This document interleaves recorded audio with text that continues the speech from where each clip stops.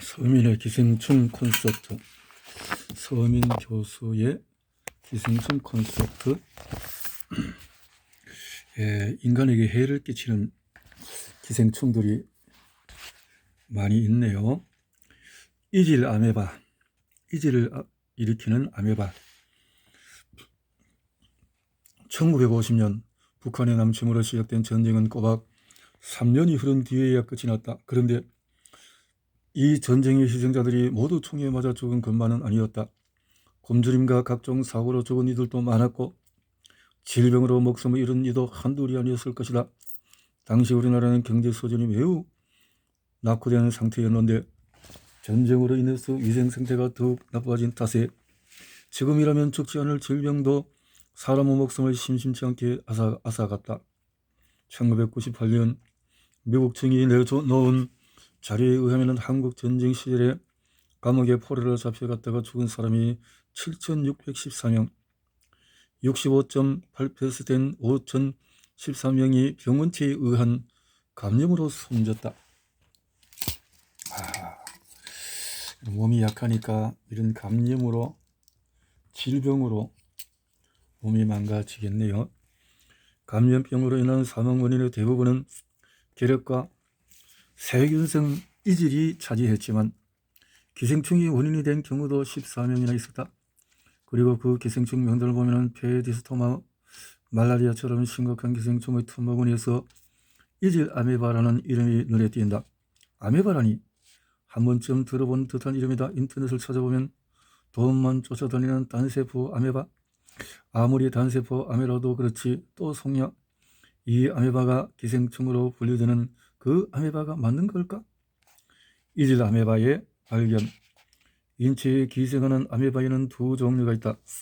덩치는 크지만은 순한 대장 아메바, 잇몸에 기생하는 잇몸 아메바, 크기가 작고 귀여운 소 아메바, 외소 아메바. 언제 먹으려고 그러는지 커다란 글리코겐 덩어리를 늘 몸에 지니고 다니는 요드 아메바 등등. 하지만 이것들은 병원성이 없는지라 기생충학에서 중요하게 생각하는 것은 이질 아메바가 유일하다. 자유생활 아메바가 있긴 하지만 이것들은 주로 물속에 사는 자유로운 영혼이고 인체 기생은 아주 잠깐만 한다. 따라서 보통 아메바라고 하면 이질 아메바를 지칭한다. 이질 아메바 이렇게 생겼네요. 포낭형과 영양형이 있네요.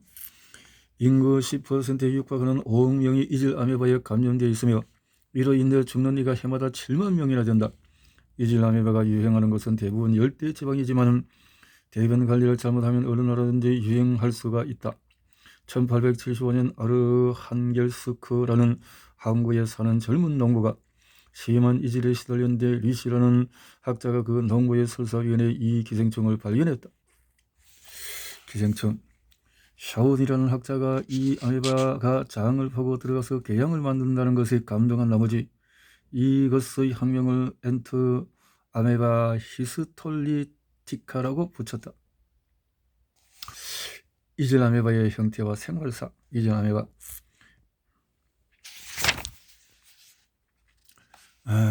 이질 아메바는 원래 둥그스름하게 생기는데 거기서 기드란 다리가 뻗어나온다. 자, 이렇게 포낭형이 있고 영양형이 있고 것들이 있네요. 대변으로 4개의 핵을 가진 이질 아메바 포낭, 사람에게 감염력을 가진다. 인체에 들어오는 이질 아메바가 포낭형이라는 걸 가장 먼저 알아낸 학자는 워크와 셀라즈였다. 1913년 필리핀에서 아메바 연구를 하던 그들은 자원자 20명을 모아서 이렇게 관찰했다. 이렇게 이불을 통해서 들어가서 이렇게 된다는 거죠. 그래서 변을 통해서 나오고 이렇게 영양을 생활사. 브럼프턴을 여기서 의문을 갖고 조사를 했다. 아메바의 병리와 증상은 사람은 물을 마시다 그 안에 있는 이질 아메바의 포낭을 마심으로써 이질 아메바에 감염된다. 어떤 사람이 이질 아메바 포낭 한 개를 삼켰다고 해보자. 십이지장에서 포낭 주머니가 벗겨지고 그 안에서 4마리의 이질 아메바가 나온다. 이질 아메바들은 곧 둘로 갈라져서 8마리가 된 뒤에 장 표면을 공격하기 시작한다. 여기는 시작은 미약하지만 끝은 장대하라는 말이 딱 어울린다. 처음에는 8마리의 이질아메바가 주요 기생부인 큰 창자를 뚫고 들어가서 시작한다. 넓디 넓은 장에서 20마이크로미터의 작은 이질아메바 8마리가 장을 뚫어봤자 티도 안 난다. 즉 이질아메바가 침투한 입구는 굉장히 좁다. 이렇게 이질아메바로 인한 플라크 모양 이렇게 해서 이것이 이질아메바가 침투 시작하는 초창기는 하루에 몇 분 물음변을 보는 정도에 그치지만 이질아메바가 본격적으로 조직을 파괴하면은 혈액과 점액이 섞인 설사를 수십 번 하고 격렬한 복통을 호소하게 된다. 이러면 이질아메바가 위험한 이유는 조직을 파괴하다 보면 그 안에 있던 혈관이 노출됨으로써 이질아메바가 장에 있는 혈관으로 들어가기 때문이다. 장에서 흡수한 음식은 혈관을 타고 간으로 가서 포도당 등 우리 몸에 필요한 영양소로 바뀌는데 장의 혈관에 들어간 이질아메바도 음식들과 함께 간으로 들어간다. 이질아메바 여긴 넘어오지 마라고 선언을 하지만 그 벽 안에는 이질아메바는 백혈구 등과 치열한 전투를 벌이는데 백혈구가 이질아메바의 시체 더미를 고름이라고 하고 둥근 벽 안에 고름이 가득 찬 것을 고름집이라고 부른다. 간에 고름집이 생기면 환자는 어떤 증상을 느낄까? 염증이 있으니 열이 나고 아픈 데다가 고름집 주위가 눌리면 통증이 심하다. 샤워니를 적게 만든 것도 바로 간에 생긴 고름집이었다. 2011년 우리나라에 보고된 환자의 사례. 24세 남자가 닷새 전에 오른쪽 윗배가 아프고 열이 났다. 의사가 진찰을 해보니 특이하게도 발이 좀 부어 있었다. 백혈구가 증가했다는 검사 결과가 몸 어딘가에 전투가 벌어지고 있다는 것을 시사해줬다. 위치상으로 보아서 간에 뭔가 있다 싶어서 MRI를 찍어봤더니 6cm가 넘는 커다란 고름집이 보였다. 이 정도 크면은 이질아메바다 싶어서 이질아메바 테스트를 했고 거기서 양성이 나왔다. 위에서 말한 이질아메바에 의한 간 고름집으로 진단해 2주간 메트로니다졸이라는 약을 쓴 끝에 치료가 되었다. 이질아메바에 의해서 간에 생긴 고름집. 고름집이 혈관을 건드려서 부종을 일으키다니 정말 놀랍지 않은가? 이질아메바로 인해서 더한 증상이 생길 수도 있다. 간은 이질아메바에 가만히 있으라고 며 벽을 쳤지만은 고름집 안의 이질아메바들이 그 말을 늘 따르는 것은 아니다. 이질아메바 동형 아메바의 발견. 이제 브롬프트가 가졌던 의문에 대해서 얘기해보자. 그는 대변으로 이질아메바의 포낭을 배출한 18명 중에 단 4명만이 이질 증상을 겪었다는 것에 보고를 주목했다. 과학의 발전은 보이지 않는 것도 볼 수 있는 시도를 열었다. 1978년 브롬프트의 소개자들은 효소 분석을 통해서 두 아메바 간의 차이가 있음을 증명하려고 했다. 예컨대 나한테서 나온 아밀라제와 아내한테서 나온 아밀라제는 구조뿐만 아니라 분자량도 같다. 아내와 난 호모사피엔스라는 같은 종에 속하기 때문이다. 그런데 나한테서 나온 아밀라제와 고릴라에서 나온 아밀라제는 역할은 같을지언정 구조와 분자량은 조금씩 다르다. 고릴라와 내가 다른 종이기 때문이다. 그렇다면 다음과 같은 가정을 할 수가 있다. 이질 아메바와 동형 아메바가 같은 종이라면 거기서 뽑은 효소들은 구조와 무게가 같을 것이고 그렇지 않다면 다를 것이 아닌가? 결과는 브롬프트의 말이 옳았음을 말해줬지만 그래도 성복지 못하는 이들이 있었다. 1990년에 이르자 과학이 좀 더 발전했고 DNA의 선율을 그냥 읽을 수 있게 되었다. 그래서 증상이 있는 사람에서 나온 아메바의 DNA는 그렇지 않은 사람에서 나온 아메바의 DNA와 완전히 달렸다. 두 아메바는 모양만 같을 뿐 완전히 다르다는 브롬프트의 말을 더 이상 인정하지 않고 버틸 수는 없었다. 자, 이렇게 그렇군요. 이질을 앓게 한다. 더 이상 이유가 필요할까? 나쁜 기생충으로 순청 이질 아메바. 도노반니 슈만 편모층이라 흑열병, 모래파리의 비극. 인도의 지역명인 비하르 마을의 수실라라는 시름시름 앓고 있는 아이 때문에 걱정이 태산이었다. 이런 흑열병으로 배가 나온 아이,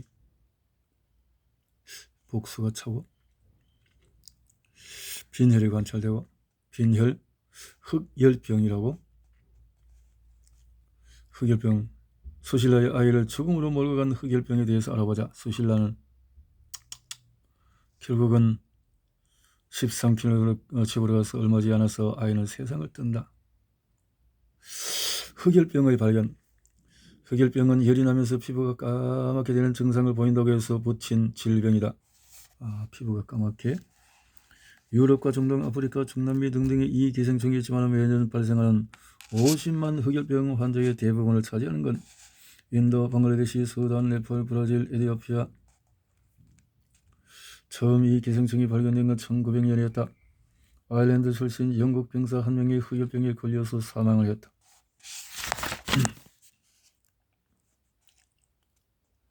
병원체에 대해 연구를 하려면 배양을 해야 한다.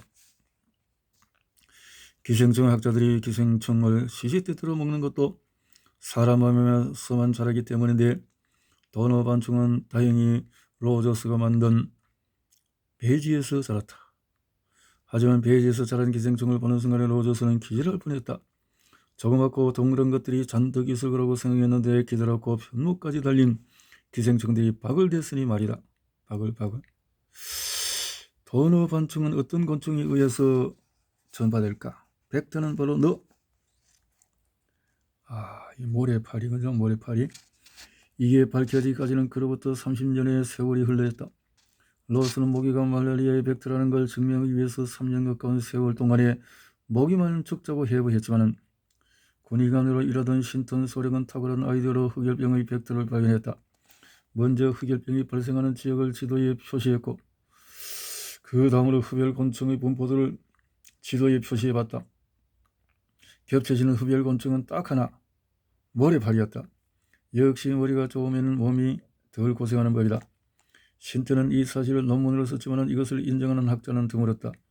결정적인 증거가 부족해서였다. 예를 들어서 흑열병의 유행지에 살면서 그때까지 발견되지 않은 흡열곤충이 있을 수도 있지 않은가? 그래서 로스가 한 것처럼 모래파리를 잡아다가 연구하는 과정이 필요했다. 흑열병 벡터 모래파리. 문제는 모래파리를 키우는 게 여간 까다로운 게 아니라 많은 이들이 이 일에 매달렸지만 하나같이 실패했다.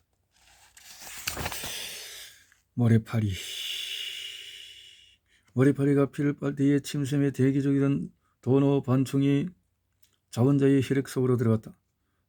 자원자들은 흑열병에 걸렸다. 이로써 도노반충의 생활사가 모두 밝혀졌다. 쇼트가 이 일에 매달린 지 14년 만의 쾌거였다. 14년. 이렇게 모래파리를 통해서 그래서 인간에게 들어간다. 이런 모래파리가 머리를 통해서 이렇게 해서 성장을 해서 흡혈할 때 편모가 있는, 그리고 흡혈할 때 들어가 버리네. 도노반니 슈만 부모충의 생활사. 흡혈병은 감염 시 환자가 죽을 수 있는 병이었으니까 간과 비장이 파괴되고 골수까지 망가지는 무서운 병원체를 환자의 몸에 주입하는 건 당시 상황이 어쩔 수 없다는 건 이해하지만 1, 2, 3, 4, 5, 6, 7, 8, 9, 10, 11, 12, 13 이렇게 해서 들어가기 쉽게 되어 있네요. 참고로 흑열병은 우리나라에는 분포하지 않는다. 이후 중국에도 흑열병이 있는데 우리나라에 없는 이유는 우리나라에는 모래파리가 없기 때문이다. 겨울이 추워서 그 무서운 열대의 말라리아도 없는데 흑열병까지 없으니 이제 더 이상 기름 한 방울 안 나는 나라라고 스스로 폄하하지 말자. 대신에 흑열병이 없는 나라라는 자부심을 갖자. 흑열병의 증상과 치료. 도노반충은 사람 몸에 들어온 뒤 3에서 8개월의 잠복기를 갖는다. 증상만 일어나지 않는다 뿐이지 그 기간 동안에 도노반총은 간과 신장을 신나게 때려 부순다.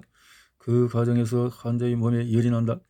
파괴된 간과 비장은 잃어버린 부분을 만회하기 위해서 정식을 계속하므로 결국 간과 비장이 엄청나게 커진다. 이런 식으로 도노반총이 내장을 침범해서 병을 일으킨다고 해서 흑열병은 내장 리시만 펌모충증이라는 이름으로 불리기도 한다.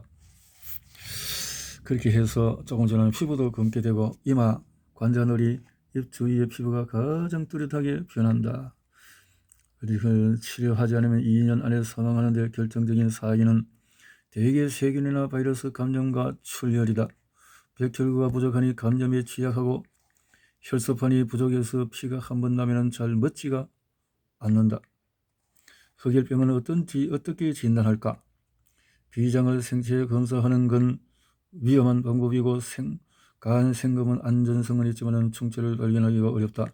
넓고 넓은 간 어디쯤에 도노반총을 가진 대식세포가 있는지 찾는 것이 어렵기 때문이다. 어렵다. 흑열병의 치료제는 안티몬 제제 등이다. 알고 보니 이렇게 시시때때로 수혈을 해가면서 환자는 석 달가량이나 기다렸다. 기다린 보람이 있었다. 그해 12월 28일 환자는 조금 늦은 크리스마스 선물을 받았다. 약 덕분에 환자는 잘 회복해서 적응을 했다. 실수. 에휴.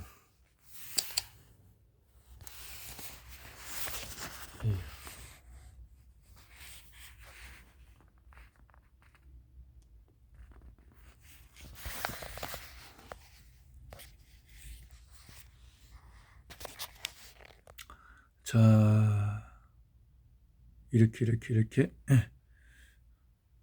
약을 쓰기도 하고 투여하고 해서 여행자와 우리나라의 미래는 얘기가 너무 복잡해질까봐 흑열병 얘기를 했지만은 피부에 침투는 피부 리시만 편모충에 감염된 환자가 이런 것들이 그러니까 추위가 이 반복이 되고 하는 데는 살지 못하는데 그렇군요. 아쉽게도 여행자들이 리시만 편모충에 감염되는 빈도가 늘고 있다. 그러면 우리도 모래파리는 황혼에서 새벽까지 기승을 부리므로 이 시간대에 나가야 한다면 옷을 잘 챙겨 입고 황혼대에 벌레 퇴치약을 뿌린 후에 활동하는 것이 좋다. 그렇군요. 이런 데서는 2004년 고려대 병원 피부과에 보고된 바에 따르면 70세 남자의 왼쪽 얼굴에 가려움을 동반한 붉은 결절이 돋았는데 조직 검사를 해보니까 리시만 편모충이 보이더란다. 2006년 서울대 동물병원 암컷 애완견이 내원했는데 코에서 피가 나고 몸에 결절이 보였다. 보니까 이런 것이 관찰이 됐다. 이렇게 오래된 자료이긴 하지만 뭔가 심상치 않다. 사정이 이르니 유행 지역에 가지 않는다고 해서 리시만 편모충에 걸리지 않는 건 아닐지 모른다. 가뜩이나 안전사고가 많이 일어나는 나라에서 리시만 편모충까지 걱정해야 한다니 이렇게 어떻든 사람 몸 구석구석을 파괴하는 건 나밖에 없을걸. 골수까지 망가뜨리는 흑열병. 그래서 나쁜 요놈이 그렇군요. 기생충 망상증이다. 자, 이제 기생충, 귀에 사는 기생충. 한 남자가 연구실 찾아왔다. 기생충을 잡거나 사진 찍어 놓은 게 있나요? 메일이 왔다. 13분 정도 됐을 때 나와요. 이렇게 해서 화면을 봤는데 안 보이던데요. 기생충 망상증이란 혹시 내 몸에 기생충이 있지 않을까? 이렇게 걱정한다는 거죠. DP는 보통 갑자기 시작된다. DP. 망상증. 어느 분은 인도네시아에서 온 목재를 손으로 만진 후에 기생충이 몸에 들러붙었다고 말하고, 어떤 이는 화초에 물을 주고 남은 물을 먹은 뒤에 벌레가 몸에 들어왔다고 하기도 한다. DP 환자는 그 후로 오랫동안의 몸 안의 기생충 혹은 벌레가 움직인다는 느낌을 받고 그것 때문에 괴로워한다. 44세의 여성의 얘기를 들어보자. 어느 날부터 팔과 아랫배 등이 가렵기 시작했어요. 진드기 같아서 여러 의사에게 다녀봤지만 낫지가 않았죠. 지금 6년째 이러고 있어요. 둘째, 진단을 자신이 한다. 벌레가 아닙니다 라고 말해도 소용없다. 70cm에 달하는 스파르가눔. 와, 이렇게 긴 게 있나요? 환자, 기생충이 피부에서 아주 빨리 움직여요. 그렇게 빨리 움직이는 기생충은 없어요. 기생충이 아닙니다. 예민하게 느끼는 것뿐이니까. 제가 보기에는 기생충 같아요. 그래서 선생님보다는 기생충을 더 많이 알지 않을까요? 제가. 알겠습니다. 알겠습니다. 그렇게 망상증이라는 거죠. 완전히 당연한 얘기지만 이런 분들은 여러 의사를 만난다. 이런 식이다. 이것 때문에 제가 아산병원 상황에서 서울대병원 안 가본 곳이 없어요. 말이 그렇다는 얘기지 나한테 이럴 때 할 좋은 얘기를 듣지 못하면 이들은 곧 다른 의사를 찾아간다. 그렇죠. 이런 환자들은 성냥갑 징후를 보인다. 이들은 병원에 여기저기 뜯어서 상처 투성이가 된 손, 아이고, 성냥갑이랑 비슷한 크기의 플라스틱 박스를 꺼내서 의사에게 보여준다.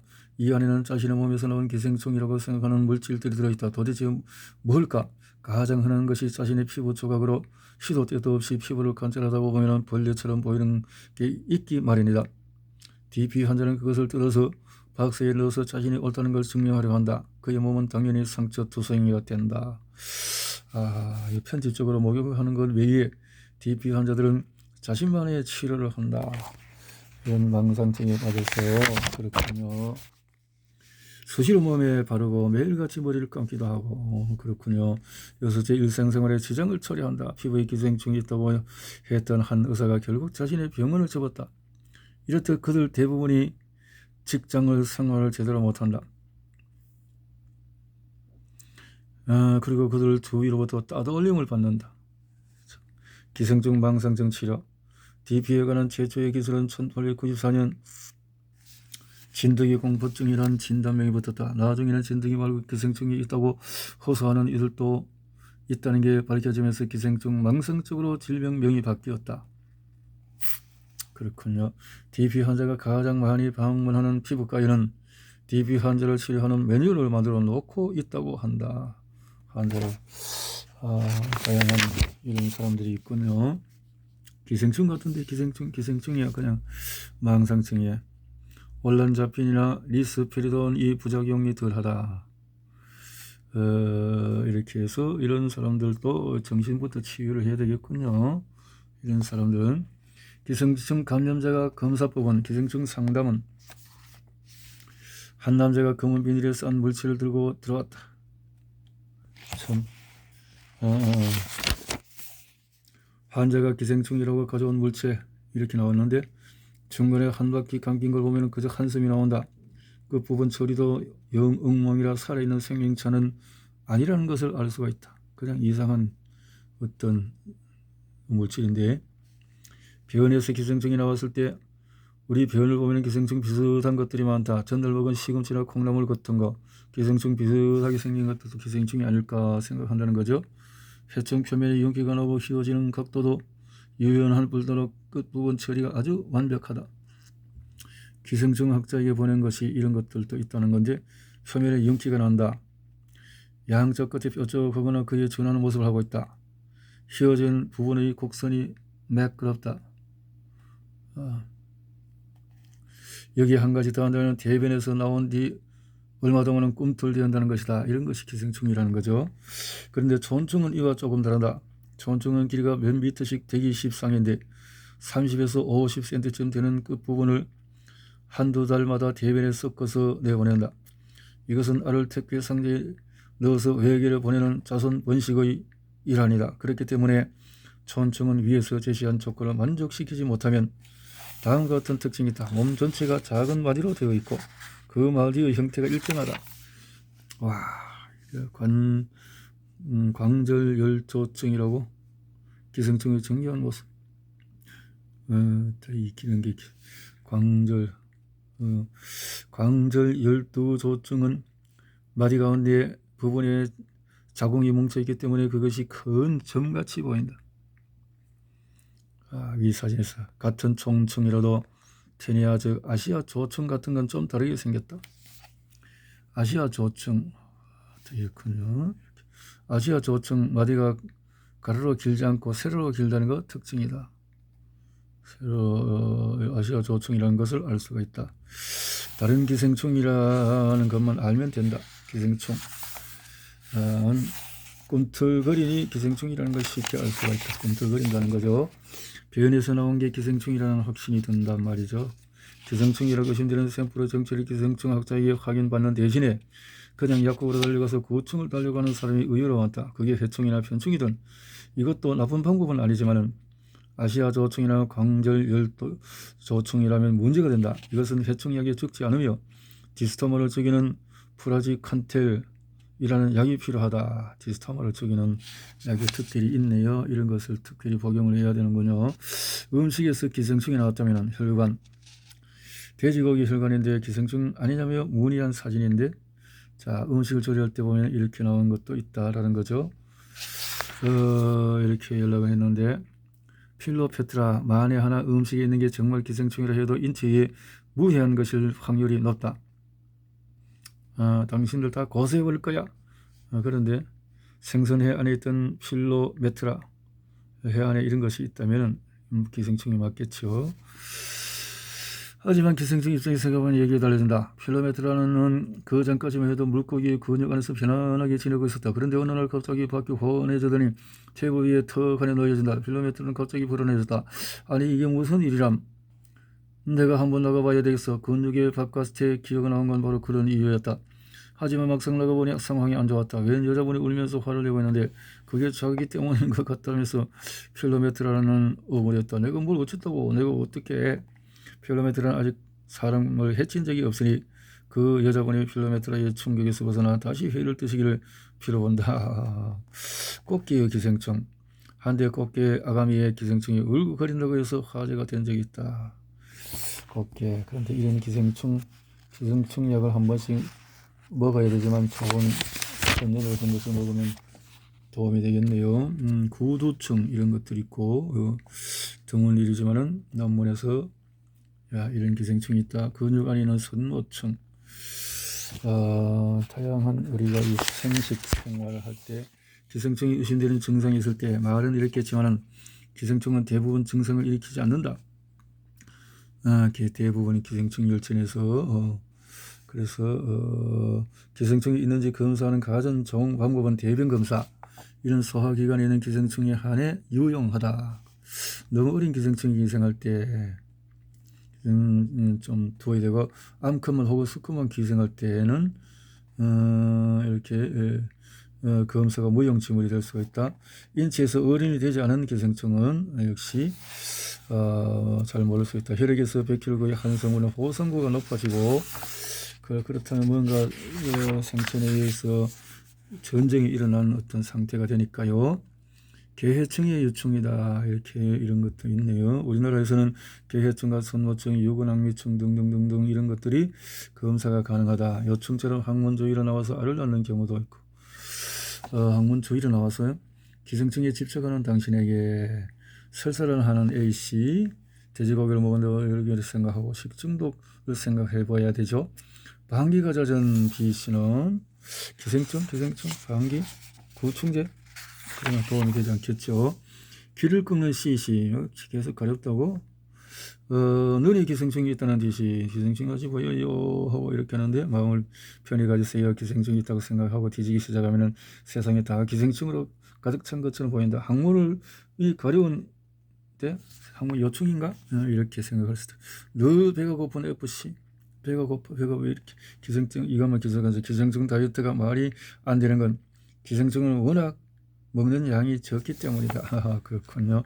개, 고양이 기생충 관련 기사가 나오면은 개나 고양이를 버려야 하는 분들이 있다고 하는데, 특히 고양이는 톡소포자충의 종속종이고 개는 개해충이 등이 있으니까 주의는 물론 있다 하지만은 집에서 기르는 강아지에게 기생충이 있으면 개 보내는 좀 힘들지 몰라도 그게 사람에게 전파되는 일은 없다. 기생충 혈전에서 밝힌 대로 개해충은 개의 변을 통해서 나온 알이 흙 속에서 2주가량 발육한 뒤에 사람에게 감염될 수 있다. 고양이도 마찬가지다. 톡소포자충은 고양이의 분변으로 알이 나올 수 있지만 즉 고양이가 톡소포자충에 감염될 확률은 높지가 않다. 그래서 감염된 경로가 육회나 오염된 음료수라는 것을 상기하고 개와 고양이를 사랑으로 대하시라. 집에서 키우는 반려동물과 달리 유기동물은 이런저런 기생충에 걸려 있을 확률이 높다. 외전바 미사는 끝나시니 복음을 전하십시오. 어머니에 따라서 성령이 왔을 때 가장 즐거운 순간은 이 말을 들을 때였다. 콘서트. 계속해서 신자였군요. 이렇게 기생충들에서 책을 읽으셨으니 이제 기생충에 대한 복음을 전하십시오. 저는 그들을 아름답게 사랑하는 아내에게 감사드립니다. 착한 기생충에 대한 것과 그 다음에 착한 기생충과 좀 뭐 이런 것들이 있었고 독특하고 참 이런 것들이 기생충이 있었다라는 것이고 이런 데 대한 참고를 많이 했네요. 공부를 많이 하시고 참고를 연구를 하시는 보니까 나쁜 기생충에 대해서 바울로 자유 아메바 간못의 선충 크로스 파동 편모충 그다음에 강동 수혈 선충 이질 아메바 도노 반리 슈먼 편모충 이런 것들이 있었다. 그래서 기생충에 대한 망상을 갖지 말자 하는 것을 결론을 내리셨네요. 자, 기생충 끝.